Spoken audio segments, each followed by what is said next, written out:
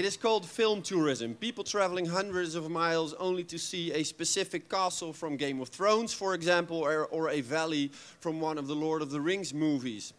Something that used to be something for nerds and weirdos, but it has become totally mainstream. My first guest is an anthropologist whose task it is to discover the motives behind this strange behavior, following fans all around the world, from remote areas in Iceland to full-blown theme parks in Florida.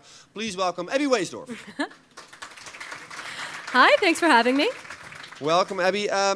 We are going to discuss what we are doing, why we do this, and why it's worth researching. Film tourism. You must have a fantastic job traveling all around the world. Yeah, Where have you been the last couple of years? Where have I been in the past couple of years? I've been to Dubrovnik in Croatia, which is beautiful. I recommend it. Northern Ireland. Kind of based in Belfast, but also, you know, kind of went around the country a little bit. To the Wizarding World of Harry Potter in Orlando, Florida. It's a little different, but still pretty fun. And finally to a place called Port Meirion in Wales, up in North Wales on the coastline. Some really spectacular places that have been... it's been some fun research, I gotta say. We will discuss some of those places during the next 15 minutes, but let's start with the first couple of them. Yeah. Dubrovnik, Northern Ireland. Yes. Why those places? Those are some of the main filming locations for Game of Thrones, which some of you may have heard of, some of you may have not. It's a very popular show from what I understand. And I was really interested in this is my first real starting to look at film tourism and look at who are the kind of people that go, what are they interested in, what is it like being there for them and for people who enjoy the show. Before answering these questions, yes. But what is film touristic at Dubrovnik? I went to Dubrovnik once. It's very touristy place. It's beautiful. It's beautiful. But what is Game of Thrones like in Dubrovnik? Yeah. What is Game of Thrones like in Dubrovnik? Well, they filmed a lot of, if you're familiar with the show at all, it's one of the main locations there, a place called King's Landing. It's kind of the capital city, and where a lot of this sort of the palace intrigue that Game of Thrones is famous for takes place. And then a lot of the exteriors you can kind of see, and they actually they kind of filmed the city and then expanded it digitally to kind of make it look more spectacular. But they filmed a lot of the show and a couple of other locations there in Dubrovnik. So it's kind of a great place to go if you're a Game of Thrones fan, because you really get to see what these locations really look like. And what do they do there? I say I'm a Game of Thrones fan. Look, it's me. This is you. Are you a Game of Thrones fan, by the way? I mean, I am, although not as much as some of the people I talk to. I think that tends to be a habit. Is I like the show, I enjoy it, but it's not always kind of my... these are the more hardcore people, these right? are particularly the more hardcore people that I met in, that was fun, that I met in Northern Ireland as kind of a location tour that was actually run by fans as part of a fan convention there in Northern Ireland, where they hired their own bus, they made their own itinerary, they got about...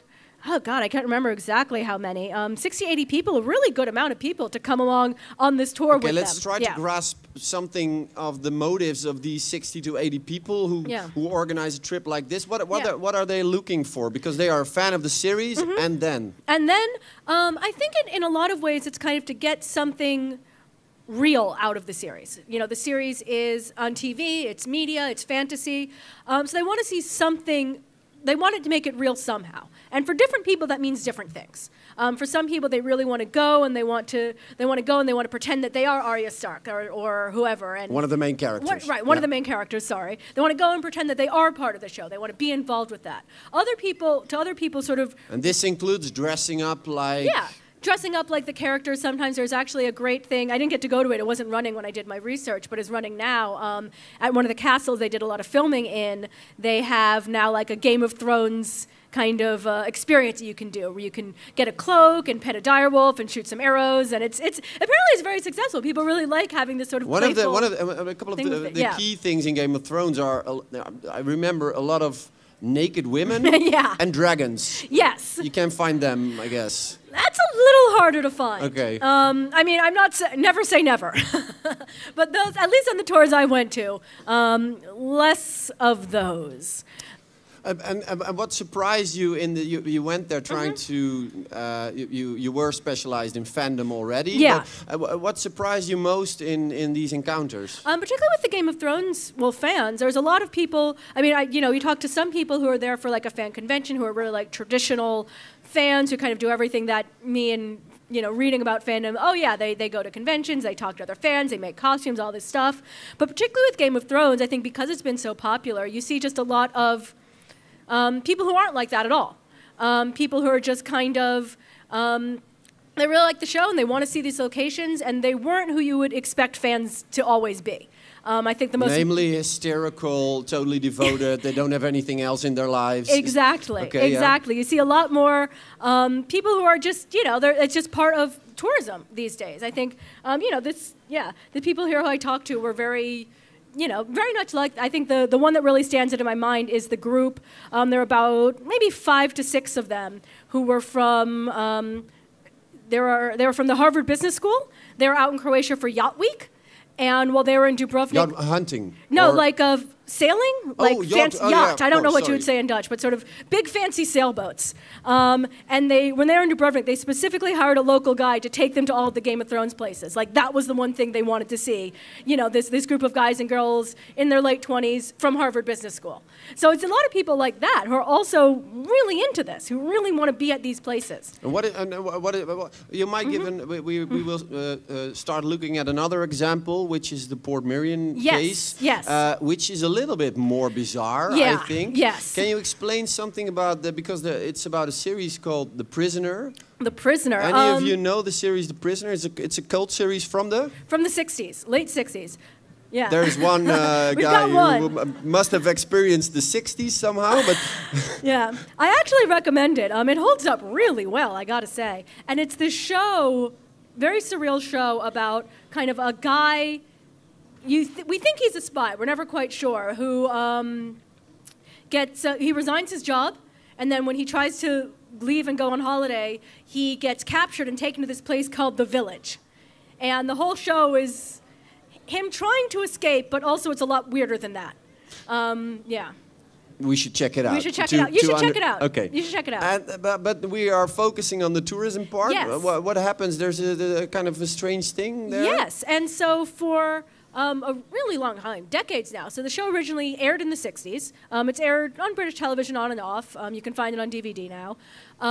But for several decades now, since the 70s, there's been a fan convention there of really devoted Prisoner fans who go nearly every year. I've talked to people who have been going there since the 70s or since the 80s or since whenever they found the Prisoner, who go there, who kind of meet up with other fans in Port Marion, which is a place you can actually stay in. It's like a holiday village, and talk about the show and reenact the show.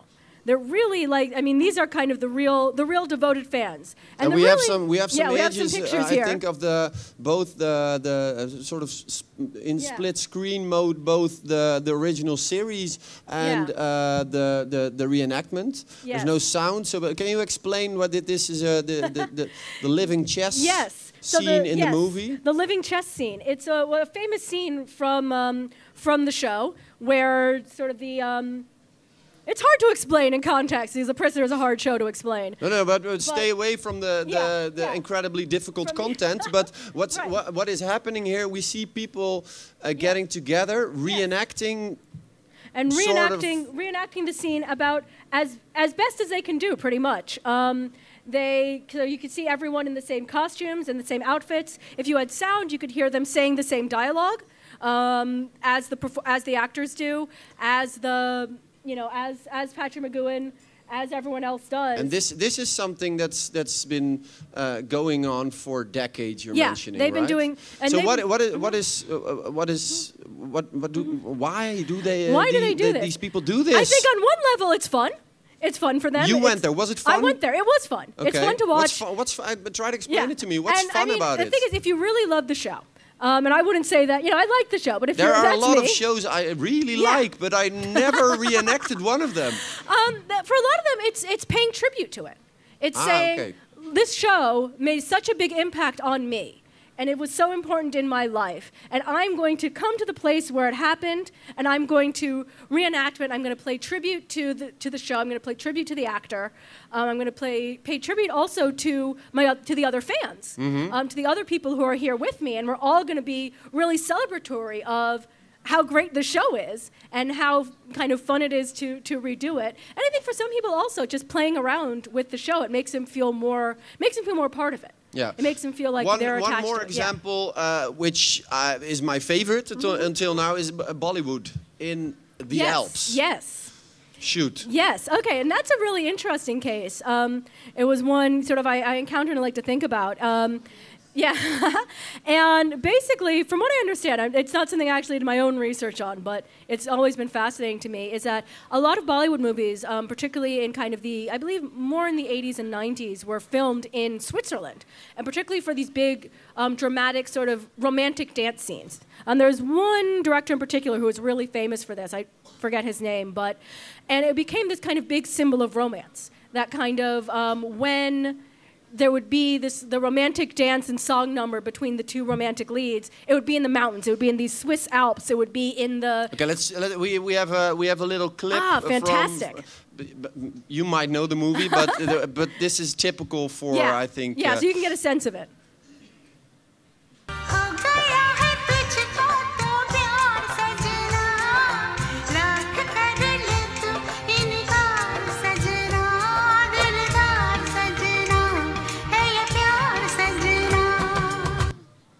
Right.